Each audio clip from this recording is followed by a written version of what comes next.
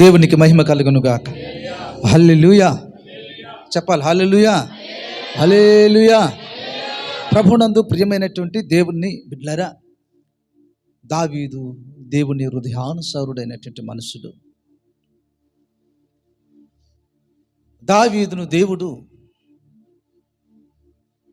గొర్రెల శాలలో నుంచి రాజసింహాసనం మీదకి హెచ్చించాడు.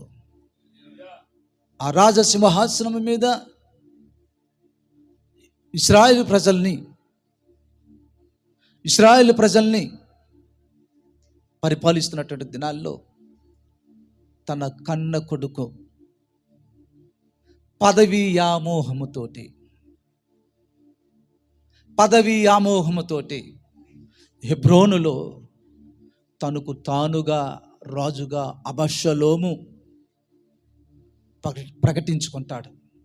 రాజుగా తనకు తాను దావీదుకు వ్యతిరేకముగా దావీదు కుమారుడైనటువంటి అబషలోము తనకు తానుగా రాజుగా ప్రకటన చేసుకుంటే, దావీదు తాను తన ప్రజలు తనతో ఉన్న వారికి నష్టము జరగకూడదని యెరూషలేములో తనకున్నటువంటి సింహాసనాన్ని, తన రాజ్యాన్ని విడిచిపెట్టి కన్నీళ్లతో యెరూషలేము యొక్క రాజ వీధుల గుండా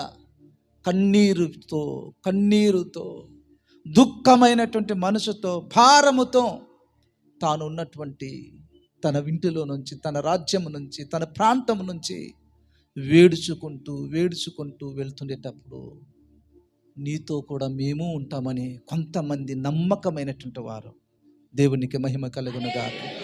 హల్లెలూయా. దావీదుకి అధికారం ఉన్నా లేకపోయినా, దావీదుకి సింహాసనం ఉన్నా లేకపోయినా, దావీదు రాజు కాకపోయినా, నీవే మా రాజు అని దావీదుతో కూడా అరణ్య యాత్ర చేయటానికి యెరూషలేములో ఉన్నటువంటి కొంతమంది దావీదుతో కూడా ప్రయాణమయ్యి వెళ్తుండేటప్పుడు జరిగినటువంటి ఒక సందర్భాన్ని ఈరోజు మీ హృదయాలలో నేను నాటడానికి ప్రయత్నం చేస్తాను. మీరు కూడా జాగ్రత్తగా వినండి. తన కడుపును పుట్టినటువంటి అబషలోము తండ్రికి ఏమయ్యాడంటే శత్రువు అయిపోయాడు. అధికారం కొరకు, పేరు ప్రఖ్యాతుల కొరకు కన్న కొడుకే తండ్రికి శత్రువు అయిపోతే ప్రాణ నష్టము జరగకూడదని దావీదు ఏం చేస్తాడో తెలుసా? రాజ్యం నుంచి బయటకు వస్తూ వెళ్ళిపోతుండేటప్పుడు, ఆ వెళుతున్నటువంటి ఆ ప్రయాణంలో చెప్పులు లేని ప్రయాణము, కన్నీళ్ళతో ప్రయాణము. ఇంకా చెప్పాలంటే దావీదు దగ్గర ఉన్నటువంటి మంత్రి కూడా శత్రువు పక్కన చేరాడు. ఇది ఎంత బాధతో కూడినటువంటి గాయం. కాబట్టి నా ప్రియ దేవుని బిడ్డలారా, ఆ ప్రయాణంలో దావీదుతో ఉన్నటువంటి వారు కూడా దావీదుకి ఎలా ఉన్నారో తెలుసా? ఆ కష్టంలో, ఆ కన్నీళ్ళలో దావీదు కుడి పార్శ్వన ఎడమ పార్శ్వమున ఇరు పార్శ్వమున దావీదును కావలిగా ఉంటూ ఆ అరణ్య ప్రయాణములో వారు వెళ్ళిపోతున్నారు. ఎక్కడికి వెళ్ళిపోతున్నారో తెలియదు. ఏ టైంలో వచ్చి వాడు దాడి చేస్తాడో తెలియదు, కొడుకు సైన్యం పట్టుకొని. అటువంటి అనుభవాలు గుండా దావీదు వెళ్తుండేటప్పుడు 2 సమూయేలు గ్రంథము 16వ అధ్యాయము 5,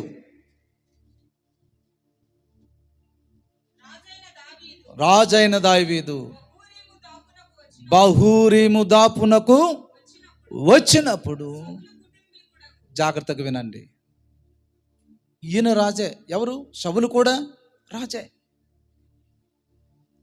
అప్పటికి యుద్ధంలో చనిపోయినటువంటి వాడై ఉన్నాడు రాజు, సౌలు రాజు.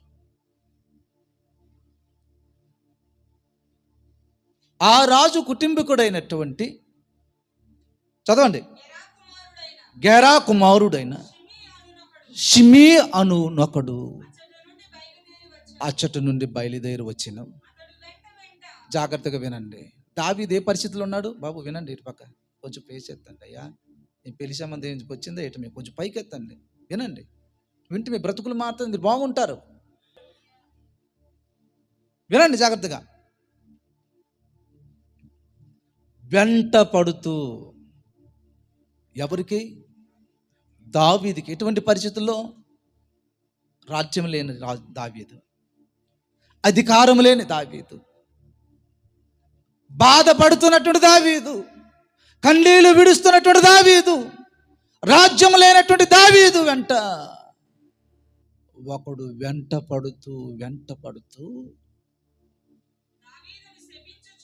దావీదును శపించుచు. జాగ్రత్తగా వినండి. దావీదును శపించుచు. మహాభక్తుడే, దేవుని హృదయానుసారుడే, కానీ లోకం దృష్టిలో అధికారం లేనటువంటి రాజు ఈయన, సింహాసనము లేని రాజు. ఇదే అవకాశం అని వెంటాడుతూ, ఈ రోజున మనుషులు కూడా బలహీనులైనటువంటి వారి మీద దాడి చేయటానికి, బలహీనులను శపించడానికి, బలహీనులను పిల్లరా ఇరికించడానికి పన్నుతున్నటువంటి పన్నాగాలలో నేటి క్రైస్తవ సంఘము కూడా ప్రయాణమై వెళ్తుంది. దేవునికి మహిమ కలుగునుగాక. హల్లెలూయా. దేవునికి మహిమ కలుగునుగాక. ఇక్కడ నా వాక్య సందేశము అంశమేటో వినండి. దావీదును నిష్కారణముగా రాళ్లతో గాయపరిచిన షిమీ. నిష్కారణముగా రాళ్లతోటి, నోటి మాటతోటి, క్రియలతోటి గాయపరుస్తున్న షిమీ. నా ప్రియ దేవుని సంగమా, ఈ లోకమనే యాత్రలో సంఘము కూడా ప్రయాణం అవుతుంది. ఈ సంఘ ప్రయాణము అరణ్య యాత్ర లాంటిది. సంఘము ఇశ్రాయేలు ప్రజలు ఐగుప్తు దేశం నుంచి ఎలాగైతే గొర్రె పిల్ల రక్తము చేత ఎర్ర సముద్రము దాటుకొని బయటకు వచ్చిందో, నేటి సార్వత్రిక క్రైస్తవ సంఘము కూడా లోక పాపములు మోసుకొని పోయినటువంటి దేవుణ్ణి గొర్రె పిల్ల రక్తము చేత కడగబడి బాప్తిస్మము అనబడినటువంటి ఎర్ర సముద్రమును దాటి పరమ కానానికి ప్రయాణం చేస్తున్నప్పుడు అరణ్యయాత్ర, అది అరణ్య ప్రయాణము. ఇప్పుడు దావీదు యొక్క మార్గము కూడా ఎలాగుందో తెలుసా? అరణ్యముతో. కాబట్టి నా ప్రియ దేవుణ్ణి బిడ్డలారా, దావీదును నిష్కారణముగా రాళ్లతోటి గాయపరుస్తున్నటువంటి షిమీ ఆయన పేరు.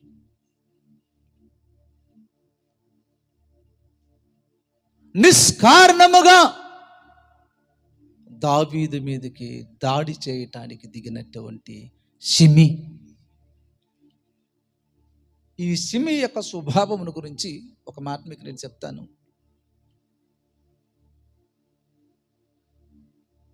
పరిస్థితులను బట్టి రంగులు మార్చినటువంటి వాడు ఈయన.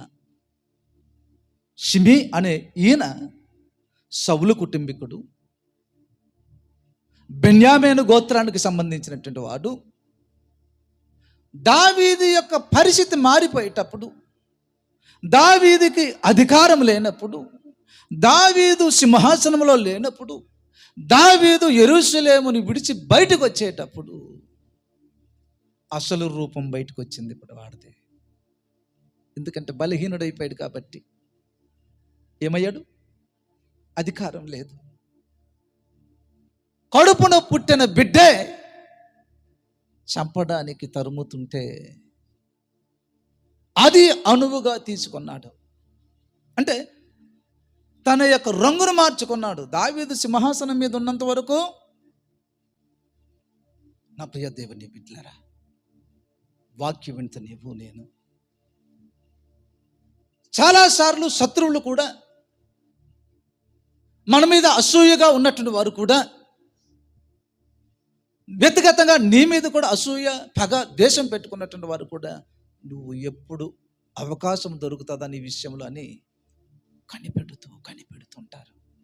యూదా ఇస్కరియోతు కూడా కనిపెట్టాడు అవకాశం కోసం అమ్మటానికి. తప్పిపోయినటువంటి కుమారుడు కూడా అవకాశం కోసం చూస్తున్నాడు వెళ్ళిపోవడానికి. కాబట్టి ఇప్పుడు షిమీ ఏం చేస్తున్నాడంటే, ఇప్పుడు దావీదుకి అధికారం లేదు, ఆయన మాటలు కూడా చల్లదు, ఇప్పుడు ఏది చెప్పినా పదవలేదు కాబట్టి అది అవకాశముని తీసుకొని ఏం చేయటానికి వచ్చాడు తెలుసా, వెంట పడుతున్నాడు తెలుసా, శపించడం మొదలుపెట్టాడు. దావీదును శపించడం మొదలుపెట్టాడు. నేను చెప్తుంది ఏమిటో తెలుసా, శాపములను ఆశీర్వాదముగా మార్చే దేవుడు, శాపములను దీవెనలుగా మార్చినటువంటి ప్రభు. దేవునికి మహిమ కలుగును గాక. హల్లెలూయా, దేవునికి మహిమ కలుగును గాక. కాబట్టి ప్రభునందు ప్రియమైనటువంటి దేవుని బిడ్డ, వాక్యం వింటున్న నీవు నేను కూడా నిష్కారణముగా నీ సంపాదన విషయంలో, నీ దాంపత్య జీవితంలో, నీ ఆత్మీయ ప్రయాణములో, నీ సంఘ జీవితములో, నీ వ్యాపారములో, నీ ఉద్యోగములో కారణము లేకుండానే కొంతమంది నిన్ను గాయపరుస్తున్నారేమో, కారణము లేకుండానే నీ మీదకి అవమానాలు వస్తుందేమో, కారణం లేకుండానే నువ్వు నిందలు అనుభవిస్తున్నావేమో. శపించడానికి వెంట పడుతున్నాడు ఒకడు. నా ప్రియ దేవుని బిడ్డ, నీ శాపములన్నీ కూడా తీసివేసి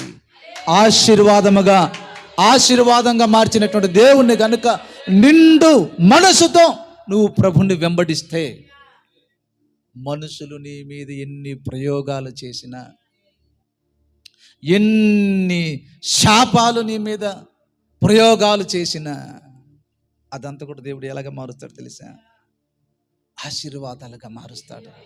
దేవునికి మహిమ కలుగును గాక. హల్లెలూయా, దేవునికి మహిమ కలుగును గాక. కాబట్టి నా ప్రియ దేవుని బిడ్డ, పరిశుద్ధులకు రంగులు మారే మనుషుల మధ్య మనం సాగుతున్నాం ఆత్మీయ యాత్ర. పరిశుద్ధులను బట్టి వేషాలు వేసినటువంటి వారి మధ్య సేవ జరుగుతుంది. నీ దృష్టి అంతా కూడా దేవుని మీదే పెట్టు. నీ సేవా భారం, నీ పరిచర్య, నీ ఆత్మీయ ప్రయాణం అంతా కూడా సిమీ లాంటి వారు 100 మంది రాలే, కానీ నిన్ను పిలిచినటువంటి దేవుని వైపు మాత్రం చూడడం, ఎటువంటి పరిస్థితుల నుంచి వైదొలగకూడదు. నీ దృష్టి, నీ ఆలోచన పిలిచిన ప్రభువు వైపు ఉండాలి. దేవునికి మహిమ కలుగును గాక. హల్లెలూయా. ఇప్పుడు దావీదు చాలా కష్టంలో ఉన్నాడు, చాలా వేదనలో ఉన్నాడు. యేసుక్రీస్తు ప్రభువారు కూడా గెత్సెమనే తోటలో వేదనతో ప్రార్థన చేస్తుంటే ఒకడేమో యేసును అమ్మడానికి కూడా దిగజారిపోయాడు. కాబట్టి నా ప్రియ దేవుణ్ణి బిడ్డారా, అదును చూసి, సమయమును చూసి శపించడానికి ఒక వ్యక్తి దావీదు వెంట పడ్డాడంట. కనివేళ వాక్యం వింటున్న నీకు తెలియకుండానే నీ నాశనాన్ని కోరినటువంటి వారు నీ వెంట పడుతున్నారేమో.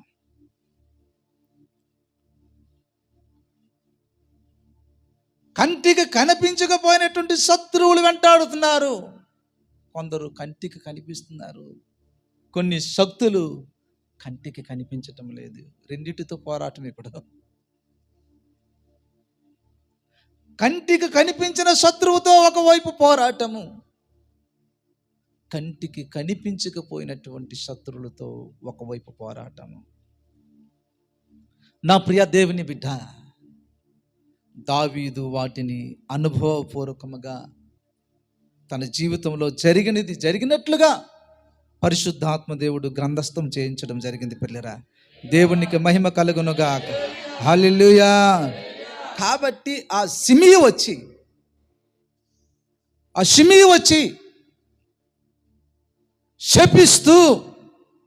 శపిస్తూ దావీదు మీద రాళ్ళు వేస్తున్నాడు పిల్లరా. వెంటపడుతున్నాడు, శపిస్తున్నాడు, రాళ్ళతో గాయపరుస్తున్నాడు, దుమ్మెత్తి దావీదు మీద వేస్తున్నాడు. ఒక రాజుని, ఒక భక్తుణ్ణి. కాబట్టి ఇప్పుడు దావీదుకి ఈ షిమీ ఏం చేస్తున్నాడు? శపిస్తున్నాడు, వెంటపడుతున్నాడు, రాళ్ళతో గాయపరుస్తున్నాడు దావీదుకి. దావీదు నడుచుకుని వెళ్తుంటే దుమ్ము ఎత్తి ఆయన మీద వేస్తున్నాడు. గొలియాతును మట్టి పెట్టిన దావీదు, అవునా కదా? గొలియాతును మట్టు పెట్టిన దావీదు ఏమి నేర్చుకున్నాడు తెలుసా? తన ఆత్మీయ ప్రయాణములో సహనాన్ని నేర్చుకున్నాడు. చనిపోయినటువంటి వారిని లేపిన ప్రభు శిలువ మీద ఎందుకు సహనంతో ఉన్నాడు తెలుసా? సర్వమానవాళి రక్షణ కొరకు. అందరూ నిందలేస్తున్నారు, అందరూ అవమానాలు వేస్తున్నారు. వీరు బ్రతుకు చూస్తే అవమానాల దగ్గర ఆయన దగ్గర సరి రాలేరు.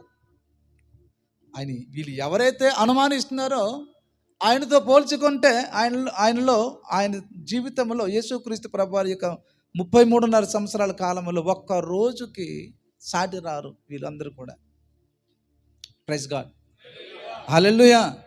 కాబట్టి ఈ షిమీ దావీదు యొక్క జీవితంతో పోల్చుకుంటే దేనికి కూడా ఈ రోజున దేనికి కూడా పనికి రానటువంటి వారు కూడా ఈ రోజు నీ మీద నింద వేయటానికి సిద్ధంగా ఉన్నారేమో. దేనికి కూడా యోగ్యులు కాకపోయినటువంటి వారు కూడా నీతో గొడవలకి కాళ్ళు దువ్వుతున్నారేమో. దావీదు గొలియాతును మట్టు పెట్టిన దావీదు సహనాన్ని చూస్తున్నాడు. సహనాన్ని, ఇది భక్తుని యొక్క సహనం ఎంత గొప్పదో. లాజరు బయటికి రా అంటే చనిపోయినటువంటి వారు వచ్చినటువంటి ప్రభు పిలుపుకి ఆయన శిలువ మీద నుండి దిగలేడు ఆయన. దేవునికి మహిమ కలుగునుగా. కాబట్టి ఈ యొక్క షిమీ ఏమంటున్నాడు తెలుసా? నరహంతకుడా. దావీదు మీద ఎన్ని రకాలైనటువంటి దాడులు జరుగుతుందో ఒకసారి ఆలోచన చేయండి.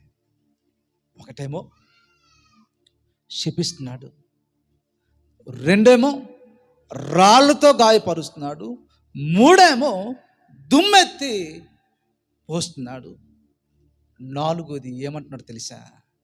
ఒకటి భౌతికంగా గాయపరుస్తున్నాడు, రెండు మానసికంగా గాయపరుస్తున్నాడు.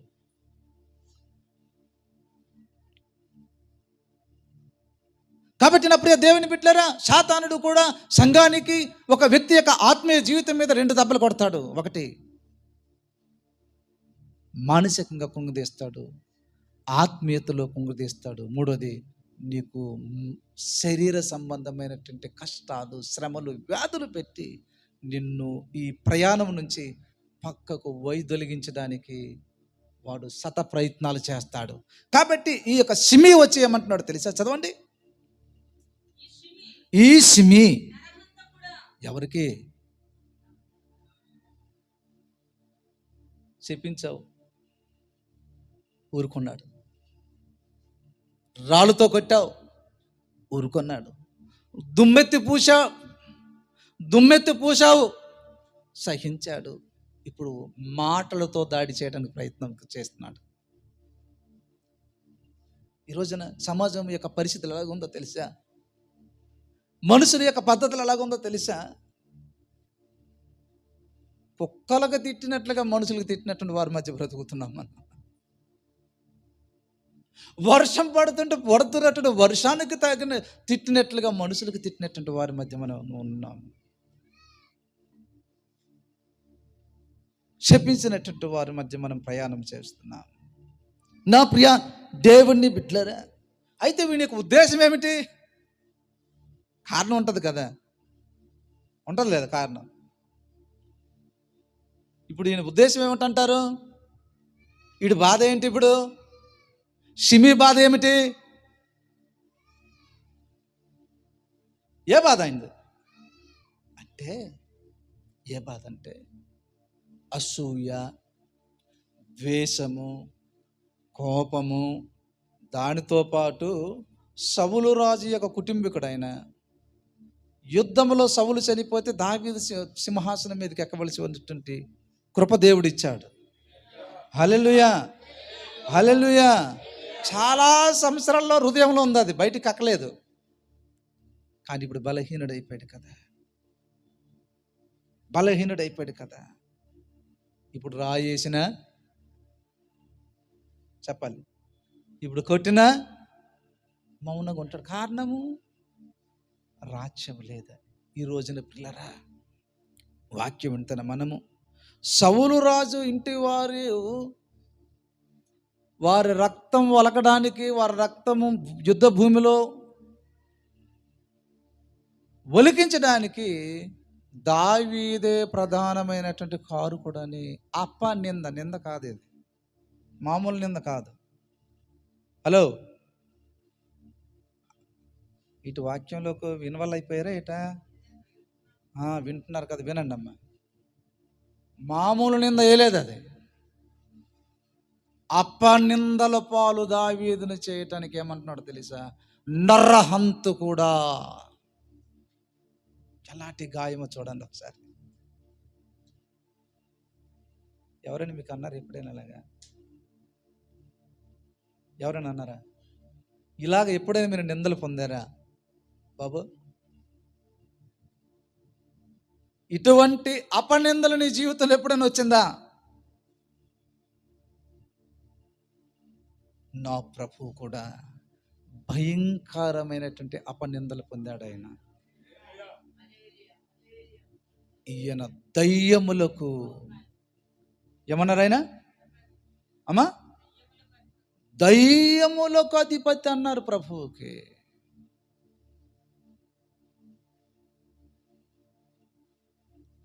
మతి స్థిమతిమ లేనటువంటి వారు అన్నారు. కాబట్టి నా ప్రియ దేవుణ్ణి బిడ్డలారా, ఒకటి ఎటువంటి రాళ్ళతో గాయం ఒకవైపు శరీరం మీద, రెండోది మాటలు అనబడినటువంటి రాయితో గాయపరుస్తున్నాడు. ఇప్పుడు ఈవిడ దెబ్బకు లొంగదు కాబట్టి తిడితే లొంగుతుందని చాలామంది అనుకుంటారు.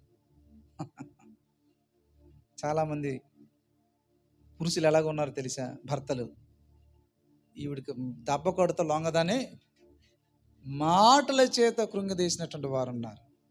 కొంతమంది భార్యలు కూడా ఈ రీతిగా ఉన్నారు. ఎలాగో నేను కొట్టలేని బలహీనరాలను కాబట్టి వీడికి మాటల చేత, జాగ్రత్తగానండి, నోటి మాట కన్నా, అంటే కత్తిపోటు కన్నా నోటి మాట వల్ల కలిగినటువంటి గాయము చాలా లోతుకు దిగిపోద్ది. ఈయన వేసిన రాయి గాయాలవుతుంది, కానీ మాటలతో వేసినటువంటి రాయి ఎక్కడికి వెళ్తా తెలుసా? హృదయాంతరంగంలోకి వెళ్ళి తగులుతుంది. తగిలింది ఎప్పుడైనా? ఎప్పుడైనా తగిలింది దెబ్బలు మీకు? తగిలిందా? తగిలిన దెబ్బ అయితే ఇలాగా రాష్గా, ఆ దెబ్బలు కూడా ఎలాగ ఉంటుంది తెలుసా? తగలకపోయినట్టుంటుంది.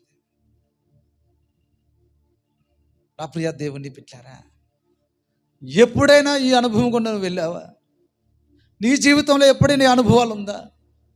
దావీదుకి ఈ షిమి అంటాడు నరహంతకుడు. అంటే వాడి యొక్క ఉద్దేశం ఏమిటి? దావీదు కారకుడు సౌలు చనిపోవడానికి. సౌలుని బ్రతికించాడు దావీదుకి. చెప్పాలంటే చంపడానికి అవకాశం ఉన్నా చంపలేదు దావీదు సౌలుకి. సౌలే దావీదును చంపడానికి శత ప్రయత్నాలు చేశాడు. కాబట్టి నా ప్రియ దేవుని బిడ్డారు, ఒకటి ఎటువంటి దాడికి దిగాడంటే, ఎటువంటి గాయపరుస్తున్నాడంటే, అంటే నిష్కారణమైనటువంటి గాయాలు. ఇది చెప్పండి, దావీదును నిష్కారణముగా రాళ్లతో గాయపరుస్తున్నాడు, మాటలతో గాయపరుస్తున్నాడు. ఈ రోజున వాక్యం వింటాను నీవు ఈ రీతిగానే నిన్ను నీ కుటుంబాన్ని శాపనార్థాలు పెడుతూ, గాయాలు పరుస్తూ, అంతరంగంలో కూడా రాళ్ళు వేసి నీ జీవితాన్ని చిన్న భిన్నంగా చేయాలనుకుంటున్నారా? ప్రభువు చూపించినటువంటి దీర్ఘశాంతమును చూపించండి. రెండోది అంటాడు, దుర్మార్గుడా. అక్కడ ఉంది. ఒకటేమో నరహంతకుడు అన్నాడు. రెండోది, ఎటువంటి మాటల చేత దావీదును గాయపరుస్తున్నాడంటే దుర్మార్గుడా. దుర్మార్గుడు అంటే నీతి లేనివాడా,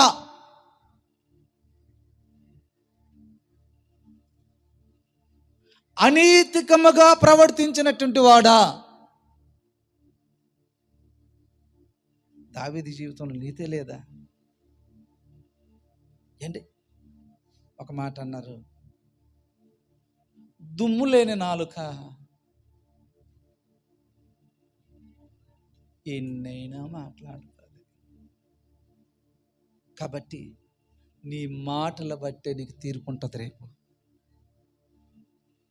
నువ్వు పలుకుతున్నావు, చూసావు, నువ్వు మాట్లాడే ప్రతి మాట బట్టి న్యాయాధిపతి అయినటువంటి దేవుని ఎదుట రేపు మనము లెక్క అప్పచెప్పుకోవలసినటువంటి పరిస్థితులు మనకుంది. కాబట్టి ఇప్పుడు దావీదు మీద చేస్తున్నటువంటి దాడి మాటల దాడి. కొంతమంది మాట్లాడకుండా తెలుసా, నీక అంటారు కానీ ఆవిడకి అన్నట్టుగా మాట్లాడతారు.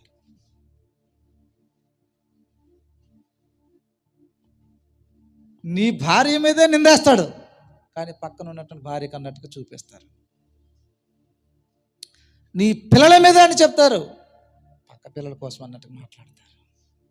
నా ప్రియ దేవుని బిడ్డలారా, సంఘము, ఆత్మీయ జీవితము ఇటువంటి దాడులను కూడా ఏం చేయాలో తెలుసా, ఎదుర్కోవాలి. మనము ఎదుర్కొంటేనే నీకు రేపు సింహాసనము.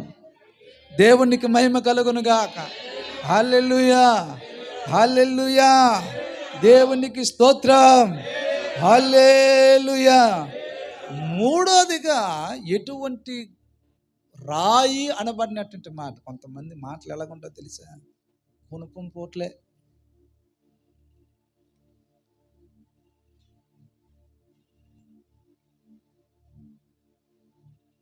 పక్కనే ఉండి,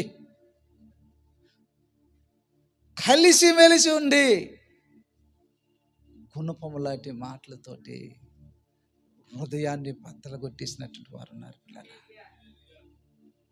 నా ప్రియ దేవుని బిడ్డలారా, ఇంకా అంటాడు, చదువుతారమ్మా 8వ వచనము. చీ అంటున్నాడండి. దావీదుకి చీ అన్నంత సరితూగుతాడు పోనీ. దావీదుకి అన్నంత ఆ మాట అనడానికైనా ఆయన భక్తి జీవితంలో కానీ, ఆయనకున్నటువంటి తలాంతులు, ఆయనకున్నటువంటి సాహిత్యము, ఆయన ప్రేమిస్తున్నటువంటి దేవుణ్ణి ప్రేమించే విషయంలో ఉన్నటువంటి ఆ విశ్వాసం, నమ్మకం దగ్గర షిమి ఒక్క విషయంలో కూడా దావీదుతో సరితూగలేడు. చదవండి చదవండి. చీపో చీపో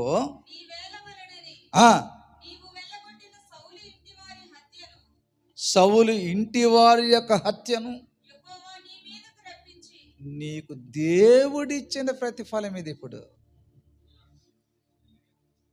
పుండు మీద కారం వేసినట్టు మాటలన్నమాట. చెప్పమ్మా, ఏంటి ఎప్పుడు నేర్చుకున్నారు? అలాగా కోడికి అయితే వేసేస్తావు, వేగంగా తగ్గిపోద్దని కోడి గాయం తగిలిన వెంటనే కారం తీసుకెళ్ళి పెట్టేస్తారు కొంతమంది. నువ్వు కట్టుకోవచ్చు కదా, ఒకసారి పెట్టుకోవచ్చు కదా. ఇల్లు కాలిపోతుందని ఒక ఆయన బాధపడుతుంటే చుట్ట కాల్చుకోవడానికి కొంచెం నిప్పిస్తావా? లోకం యొక్క తీరి, లోకస్తుల యొక్క పద్ధతులు ఎలాగుందో తెలుసా?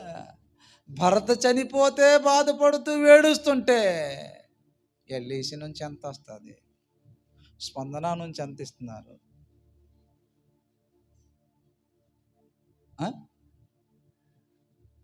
చనిపోయింది, భర్త చనిపోయాడని బాధపడుతూ వేడుస్తుంటే, ఈ పిల్లలను పట్టుకొని నా యాత్రను ఎలాగ ముందుకు సాగించుకోవాలని వేడుస్తుంటే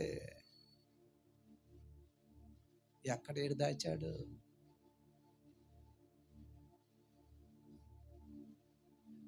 మొదటి భార్యకి ఎంత ఇచ్చాడు? మొదటి భార్య ఉన్నదని సంగతి కూడా, రెండో భార్య ఉందన్న సంగతి కూడా పాపం ఎవరికి తెలియదు. లేదు, అసలు సృష్టిస్తారు ఇలాగా. లేని దానిని సృష్టించిన వాడు ఎవరో తెలుసా? చెప్పండి, ఎవరండినా? సుమి కాదు, షిమి. లేని దానిని సృష్టించాడు. నీ కుటుంబ జీవితం, భార్యాభర్తలు, బాబు జాగ్రత్తగానండి, మీ అన్యోన్యతను పాడు చేయటానికి లేనటువంటి తుఫానులు సృష్టించినటువంటి వారు ఉంటారు.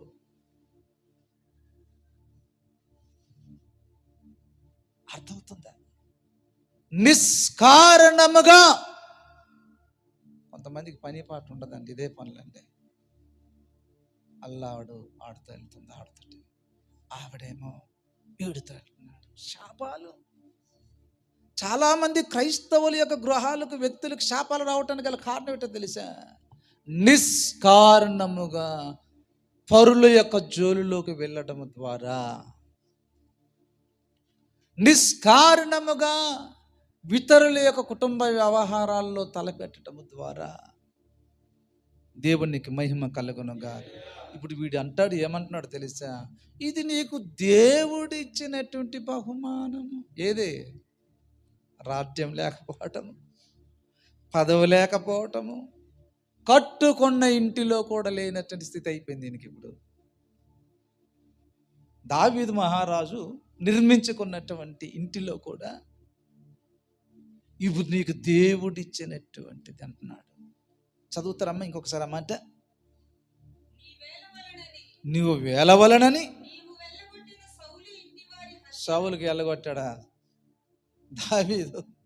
దావీదునే వెళ్ళగొట్టాడు, చంపడానికి ప్రయత్నం, కూతురికి ఇస్తానని మోసం చేశాడు.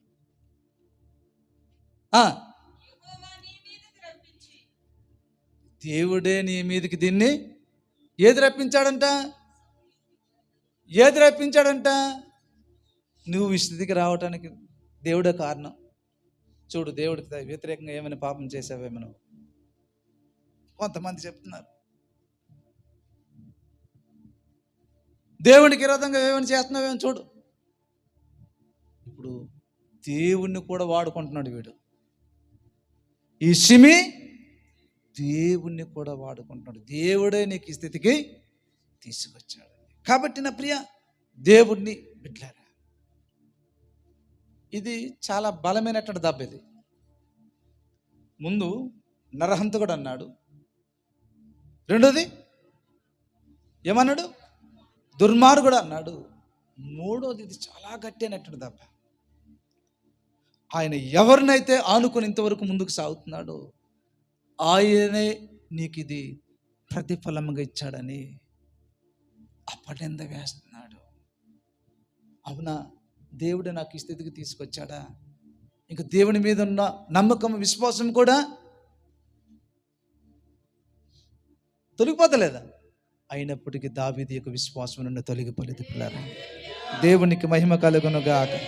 హల్లెలూయా. చదవండి, కింద ఏమంటాడు తెలుసా? మోసంతో కూడినటువంటి చదువుతారు ఒకసారి. అది యెహోవా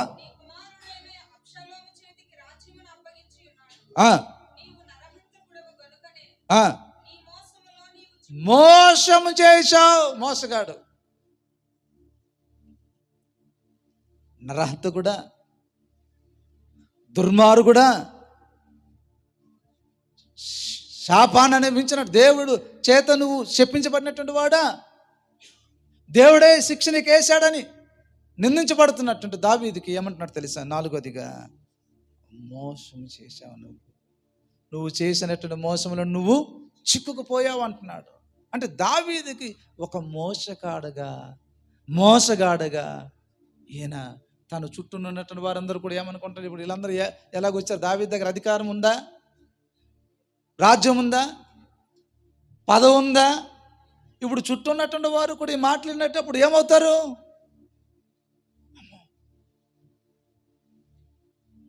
సౌలుకి తరమాడా, సౌలుకి చంపాడా? గిల్బోవ పర్వతం మీద ఆలు యుద్ధంలో చనిపోతే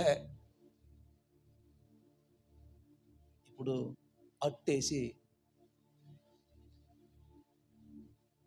తప్ప వేసి తిప్పినట్టుగా కథ అంతా కూడా ఏం చేశాడు తెలుసా? జరిగింది ఒకటైతే ఇంకొక అట్టు చూపిస్తున్నాడు. గిల్బోవ పర్వతం మీద యోనాతాను సౌలు యుద్ధములో తన ఈట మీద ఆనుకొని చనిపోతే దావీదు మీదకి పెడుతున్నారు అని. చాలామంది కుటుంబాల్లో పరిస్థితులు ఎలాగుందో తెలుసండి. నేరం చేసినటువంటి కష్టపడినటువంటి వారికి కడకాళ్ళు, కూర్చున్నోళ్ళకి గుండెకాయలు.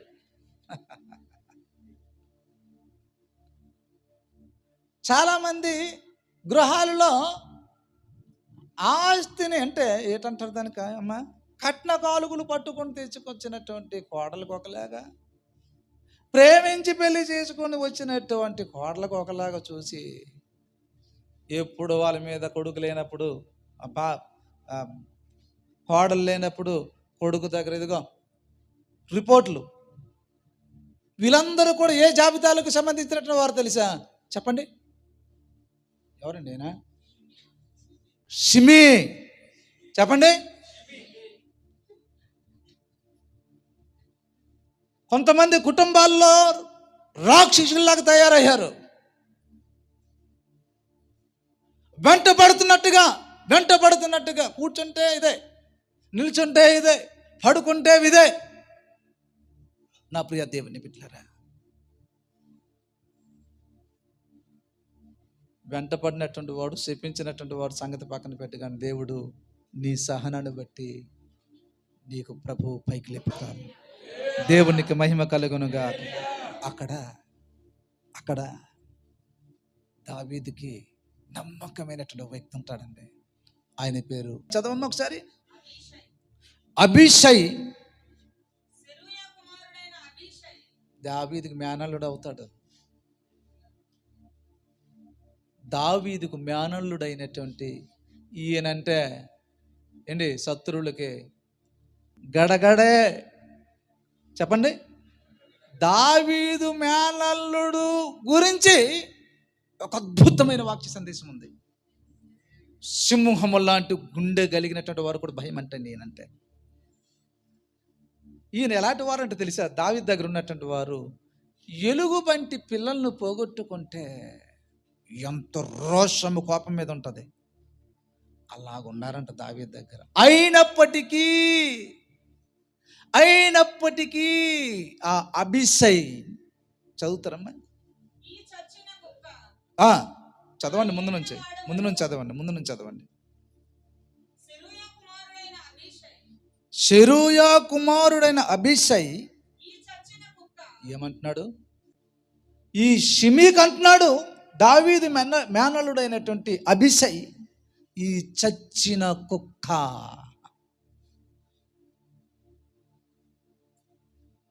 అంటే అబీషై లాంటి వారు సంఘంలో ఉండాలి. క్రీస్తు పక్షాన ఉన్నటువంటి వారు ఎలా ఉండాలి తెలుసా? సేవకులే కానీ, సంఘమే కానీ అబీషై లాంటి వారు కావాలి. ఇప్పుడు షిమీకి ఏమంటున్నాడు తెలుసా? చచ్చిన కుక్క.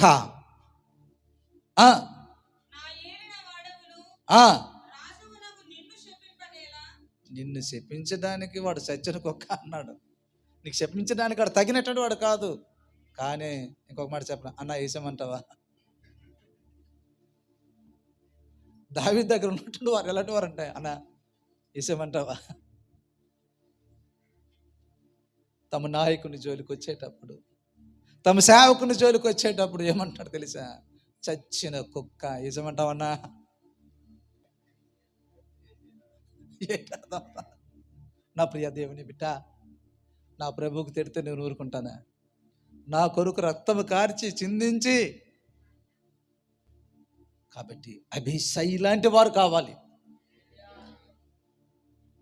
చచ్చిన కుక్కలని మట్టు పెట్టినటువంటి అభిషై లాంటి వారు కావాలి.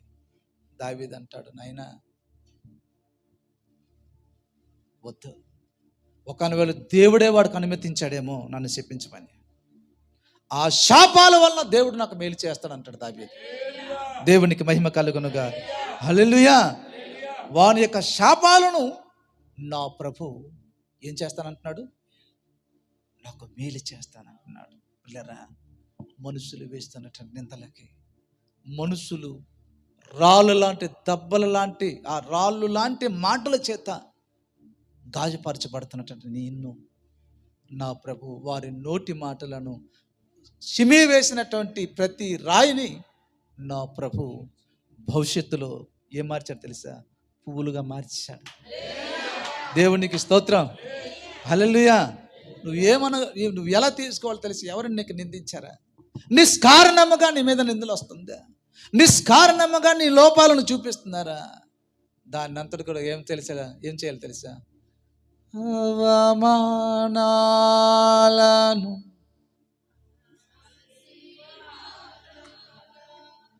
నిందలన్నిటిని దీవెనలుగా మార్చి, అవమానాలను చెప్పండి. దావీదు ఎలా ఎంచుకున్నాడు? ఈయన వేసిన ప్రతి అపనింద నా దేవుడు ఆశీర్వాదంగా మారుస్తాడు. Praise God. 12వ వచనం చదవండి. యెహోవా నా శ్రమను లక్ష్య పెడతాడేమో. ఎవరి మీద ఆధారపడ్డాడు? పక్కన ఉన్నటువంటి బలార్జుల మీద ఆధారపడలేదు. నా దేవుడు లక్ష్య పెడతాడేమో. దేవునికి అవకాశాన్ని ఇస్తున్నాడు తన పక్షాన న్యాయం తీర్చడానికి. దేవునికి అవకాశాలు ఇవ్వండి. అవమానించబడుతున్నారా? వెంటాడుతున్నారా? నిందలు పొందుతున్నారా? రాళ్ళ లాంటి దెబ్బలని మాటల చేత నువ్వు కృంగిపోతున్నావా? దేవా, నా విషయంలో లక్ష్య పెట్టు ప్రభా, నా విషయంలో జోక్యం చేసుకో ప్రభా అని దావీదులాగా అనగలవా? దావీదు యొక్క సహనం ఎంత గొప్పది! దావీదు యొక్క సహనం ఎంత గొప్పది! నా శ్రమలను మేలుగా మార్చేస్తాడు, నా అవమానాలను ఆశీర్వాదంగా మార్చేస్తాడు. అటు విశ్వాసం లేకుండా, అటు నిరీక్షణ లేకుండా వేసేవారు వేస్తూనే ఉంటారు. కాయలున్న చెట్టుకే పడుతుంది దెబ్బలు, పడినవు, కానీ ప్రభు నిన్ను లేవనెత్తుతాడు. దావీదు మరలా సింహాసనాన్ని దక్కించుకున్నాడు. దావీదు దగ్గరికి వచ్చి సిమి తర్వాత ఏమవుతాడో తెలుసా? 19వ అధ్యాయంలో ఉంటుంది. సాష్టాంగపడి నమస్కారం చేస్తాడు. రాళ్ళు వేసిన వ్యక్తిని దేవుడు ఎలాగ మార్చాడు తెలుసా? కాళ్ళ మీద పడినటువంటి వ్యక్తిగా మార్చాడు. నువ్వు సహనము కలిగి ముందుకు సాగితే అట్టి కృపలో సంఘాన్ని దేవుడు నడిపించును కాక. తలలంచని కళ్ళు మూసుకొని ప్రార్థన చేద్దాం.